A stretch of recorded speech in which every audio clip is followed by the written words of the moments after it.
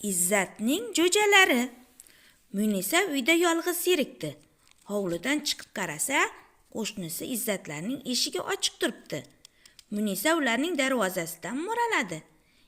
Izzat hovlida o'ynab o'tirardi. "Izzat!" chaqirdi Munisa. Izzat uni ko'rib jilmaydi. "Esingdami, jo'jalaringni ko'rsatmoqchi eding?" dedi. "Yur ko'rsataman", dedi Izzat. Izzat Munisani tovuqxonaga boshladi. "Bizdachi 5 ta jo'ja bor. Ular sariq tovuqning bolalari."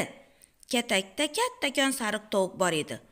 Uning yonida jo'jalari chip-chiplab yurardi. Ona tovuq yer tutib, ularga nimalarnidir topib berar edi. Bolalarni ko'rdi-yu, darrov gurullab hurpaydi. Jo'jalari tezda uning pinjiga yashirinib olishdi. "Tovug'ing qizg'anchiq ekan", dedi Munisa.